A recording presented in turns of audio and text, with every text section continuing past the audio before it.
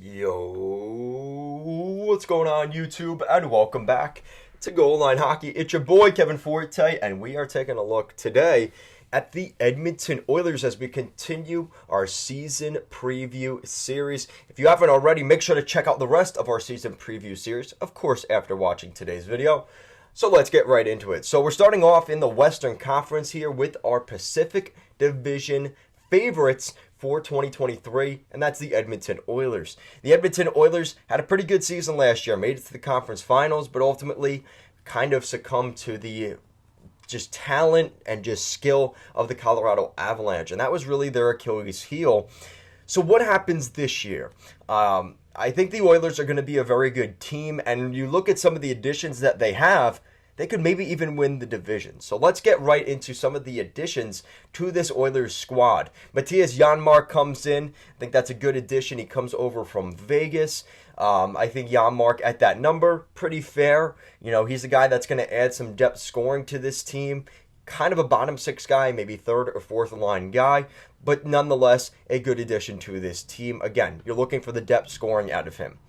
Xavier Bourgeois is a former first-round pick of the Edmonton Oilers. He might sneak into the lineup depending on what they do with guys like Derek Ryan, Devin Shore, Warren Foegele, and of course Jesse Puljujarvi.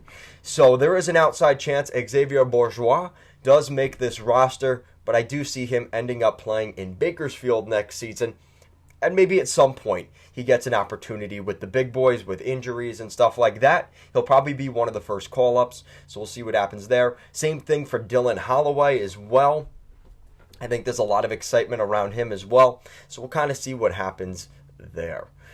On the blue line, nothing really crazy here. They didn't make many moves, but we do expect some of the younger guys really to get an opportunity. That's really what this is saying. In Philip Broberg and Dmitry Samorukov, those are really their additions, but again, we know we've seen Samorukov last season, so this isn't necessarily an addition. It's just more of an expanded role, and I think that's what we'll see here for the Oilers. You look at that blue line, it is pretty solid. I mean, Darnell Nurse, Cody Ceci, not a fan of that. Brett Kulak, Evan Bouchard, Philip Broberg, and Tyson Barrie. That's a pretty solid group there. So if I'm the Oilers, I'm feeling pretty good about the blue line. You've also got some depth guys. I really think the Oilers have improved on that over the last couple of years. That's going to make a huge difference for them moving forward.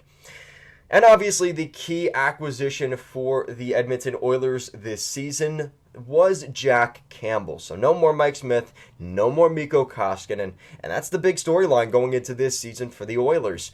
Jack Campbell comes in to replace Mike Smith. You've also got Stuart Skinner, who will likely be the backup, and hopefully he has an improved season over what happened last year. So looking at the Oilers last season, goals for, goals against. Goals for, they were 7th in the NHL last year, pretty solid. And their goals against, 16th in the National Hockey League, which is dead center. So really they're right in the middle of the pack, and that's something that is probably going to improve with better goaltending here from Jack Campbell. Now, a lot of people are saying, Jack Campbell's overrated. He was playing in Toronto, got all the spotlight. Let's see how he does in Edmonton. And, again, you have to consider the Leafs' defense wasn't much different than what the Oilers have. And I think that he's kind of used to just trying to grind it out. I think he will, again, depends on how motivated he is. He was very motivated the last 2 years. He was told he wasn't good enough and this and that. Now that he's kind of at the pinnacle now, let's see how he does moving forward. And that's always the concern you have with these things. But I think if he's in the right headspace, Jack Campbell will be right back to that standard. This is what the Oilers needed. They needed a goaltender, and that was really their key thing. You can ride on Connor McDavid and Leon Draisaitl a lot. Kailer Yamamoto's a year older. You're seeing some of the younger defensemen that they've been drafting come up, like Broberg. I think he's going to be an incredibly huge addition to this team. The Oilers are looking pretty good, and I expect a really good run from them this season. They are my top team in that Pacific Division, probably with competition from the Los Angeles Kings. I think those are the top two dogs in that division. And as of right now, I like the Oilers. I think they're better than Calgary, especially with what happened. A lot of you guys in the comment section have said, listen, I like the Flames. This is coming from Flames fans. I'm liking the Flames, but I don't know if we could beat the Oilers. This is the Oilers' year. They have an opportunity to do something really special, and I think that they are on the path to do so. And I did want to mention this at the end of today's video. I couldn't make a full video about this, but I had to absolutely mention it. Shout out, or obviously, best condolences here to Ben Stelter. At 6 years old, Oilers superfan Ben Stelter has passed away after a courageous battle with cancer. Ben first met the Oilers when he skated with them during pregame before the national anthems.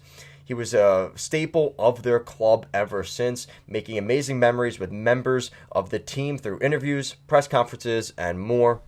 A beloved member of the team on and off the ice. And obviously, best condolences to Ben Stelter, his family, his friends, and obviously all of Oilers Nation. And to be honest, to broaden that scale, the entire National Hockey League. This is a loss for the NHL. I'm kind of getting goosebumps. This is tough to talk about. Obviously, at 6 years old, if he even made it to 6 years old, that is obviously really sad to hear. But listen, he got an opportunity that every young kid could ask for. Any young kid could ask for. Hanging out with McDavid and skating on the ice. It's obviously very hard news to hear, but he's resting in a really good place, and obviously condolences to his family as well. So that's it for today's video. Sorry to end it on kind of a sad note here, but to make this a positive thing, I think the Oilers are going to have him riding up in the stands as always, in a little bit of a different venue, but I do think he will be at Rexall, Rogers Place, cheering on the Oilers, and I think they'll have something to rally around Ben Stelter. So obviously, condolences to him and his family. Guys, thank you so much for watching today's video, and I will see you again next time.